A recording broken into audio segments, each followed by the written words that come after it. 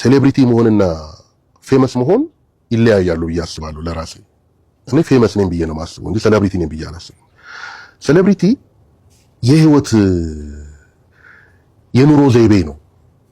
ሴሌብሪቲ ስትሆን ትደበቃለህ፣ ሰው ፊት አትወጣም፣ የክት ነህ። ራስህን ፐርፐዝሊ የክት ታደርገዋለህ።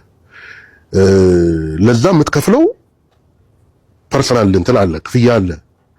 ከነጻነት ላይ ፕሮሰስ ትሰጣለህ። ግን ደግሞ የምታገኘውም ነገር ደግሞ አለ። ለአንተ መገኘት ሰው አንተ የሆነ ቦታ እንድትገኝ ተከፍሎ ትመጣለህ። ኢሜጅን የሆነ ደረጃ ተገነባዋለህ። ድርጅቶች ባንተ ያስታውቃሉ ምናምን። ለዛ ግን የምትከፍለው አለ። ሴሌብሪቲ ስትሆን፣ ፌመስ ስትሆን ብዙ ሰው ያውቃል ነው እንጂ ኑሮውን አርፈህ ትኖራለህ።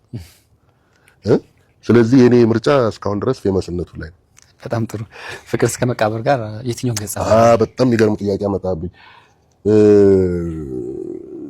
ድሮ ነው ያነበብኩት። የሚገርም 6ኛ ክፍል ተማሪ ሆኜ ነው ያነበብኩት ፍቅር እስከ መቃብር። ሌላው አንድ ንባብ ላይ የገባኝ ነገር ምንድነው የሆኑ መጽሐፎችን ለካ በሆነ ጊዜ እየደገምን ማንበብ አለብን የሚለውን አንዱ ከደረስንበት እንትን ለምሳሌ የጋሽ ስብሐት መጽሐፎችን ጎረምሳ ያለው አንብቤያለሁ። እነ ሌቱም አይነጋኝ አልቀረኝ እነ ምናምን ይታየኝ የነበረው በቃ እዛ ውስጥ ያሉት የፖርኖግራፊክ የሆኑ እንትኖች አሉ አይደለም፣ ድፍረቱ ምናምን ነበረ። ለካ በጣም ዳርክ መጽሐፍ ነው። እና 5 6 7 አሁን ሳላለቅስ ማንበብ አልችልም ወይ የሳሳው መጥቻለሁ ወይ አላቅም እንግዲህ። እና ፍቅር እስከ መቃብርም በሆነ ጊዜ ሳነበው በጣም የሚደንቀኝ መጽሐፍ ነውና በፊት ጉዱ ካሳን በጣም ፈልገው ነበር፣ ወዶ ነበር። በቃ ቻሌንጅ የሚያደርገው ነገር ምናምን በጣም ደስ ይለኛል። አበጀ በለው ደስ ይለኛል። ከነ እቺ እንትኑ ቀኛዝማች አካሉ እሳቸውም ደስ ይሉኛል። የሆነ ጊዜ ደግሞ እኚህ ቄሱ ማናቸው መምሬ ሞገስ ናቸው። ቄስ ሞገስ እሳቸውን የምጫወት አሪፍ አድርጌ እጫወታቸዋለሁ። የሚያቃጥል አይነት ሰውዬ አይደሉ? እሳቸውንም አሪፍ አድርጌ እጫወታቸዋለሁ ብዬ አስባለሁ። በጣም ጥሩ። የበስተመጨረሻ ጥግ ላይ የተነሳልን ጥያቄ አለ። ደፋር ደራሲያን በዚያ ዘመን ነበሩ ነገሮችን በደንብ ይታገሉና እዚህ ዘመን ላይ ደግሞ ትንሽ ያዝ የማድረግ ነገሮች አሉና አንተ ከዛ ውስጥ ትመደባለህ ብላለችና እስኪ እዚህ ለሐሳብን አንሳለን። አመሰግናለሁ ለአድናቆትሽ መጀመሪያ። እሺ በጣም ጊዜ ይስጥልኝ። ምንድነው የኢንተረስት ጉዳይ ነው አክቹአሊ። ካልተሰጠን ላይ ነው እኛም እኮ እየሞከርን ያለ ነው። እውነት ለመናገር ምን ልንፈልግ የመሰለሽ በእኔ ወጣትነት ጊዜ እኔም አባቴ ይሰፋ ነበረ። ይሰፋ እንደውም እንትን አመራር አይነት ነገር እና በእኔ ወጣትነት ጊዜ አንድ ትውልድ አልቆ የሆነ ጸጥታ ተፈጥሮ ፖለቲካ የሚባል ነገር ምናምን ተብሎ ከፍተኛ ፍርሃት ውስጥ በነበሩበት ጊዜ ነው እኛ ወደ ወጣትነት ምናምን መጣ ነው።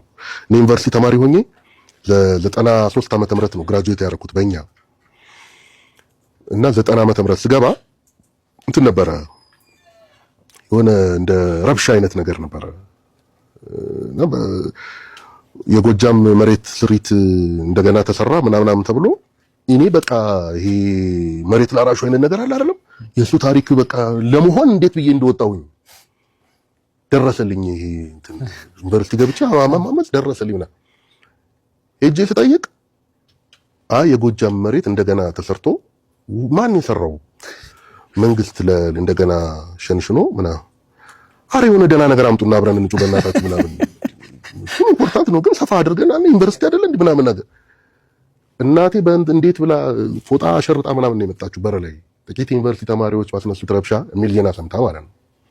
ኦልሬዲ እንደ ሞት ባርጋ ነበር የምታብደው እና ፍርሃት ውስጥ ነበርን። አንተ የተባልኩኝ እንትንን ደርግ ከመውደቁ በፊት ነው ያነበብኩት የበዓሉን ኦሮማይን በስንት ጋዜጣ ተለብዶ እንደነበር እኔ ነኝ የማውቀው። አቀማመጡ ልክ አይደለም። ምንድነው ይሄ ነገር? ለምን በጣም የሆነ የአስማት መጽሐፍ ነገር አለ አይደለም ከፍቶ ብላ እንደዚህ አይነት ነገር ነው የሚመስለው። ተጀቡኖ ነው አነበብኩት። ያኔ ብዙ አልገባኝም። በኋላ ነው የገባኝ ምናምን። በዛ ፍርሃት ውስጥ ኖረን በድፍረት የሆነ ነገር ተናገሩ ለመባል ገና ይሄኛው ጀነሬሽን ገና ነው። ካልተሰጠን ነገር ላይ ነው እየሞከረን ያለ ነው። ግን አይ ቲንክ መምጣቱ አይቀርም እንዳልሽው አንቺም ደራሲ ነሽ። በዚህም አንድ ጠጠር ስትወረውሪ እኛም ከዚህ ስንወረውር እየመጣ ነው እንዴ። ወግ ደርሶን ታሰርን እኮ አይደለም ቲያትር ሰርተን በቃ እኮ ወደ አርበኝነት ገባን ማለት ነው። ስለዚህ መምጣቱ አይቀርም ማለት ነው። ሌላ እዛው